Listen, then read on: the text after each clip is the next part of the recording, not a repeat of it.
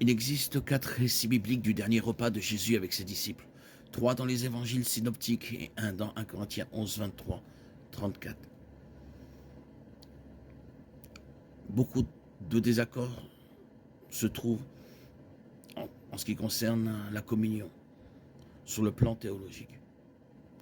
Par exemple, si la participation à la table du Seigneur est nécessaire pour recevoir la grâce, alors la grâce n'est pas vraiment gratuite et doit être gagnée par des actes que nous accomplissons en contradiction avec Tite 3,5.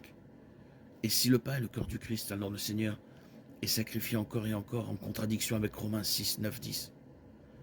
Ces questions sont suffisamment importantes pour avoir divisé l'Église au fil des ans, des siècles, et sont devenues un sujet de discorde pendant la réforme protestante, sachant que nous sommes sauvés par grâce, par la foi, indépendamment des œuvres, et considérant des paroles de Jésus concernant les éléments de la communion comme figuratives.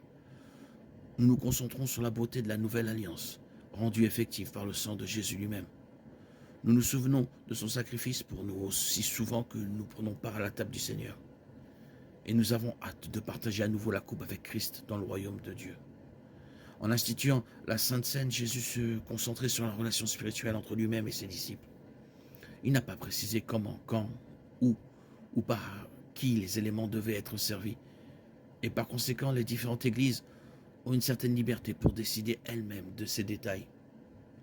Par exemple, le fait qu'une église célèbre la communion une fois par semaine ou une fois par mois n'est pas vraiment important, en fait.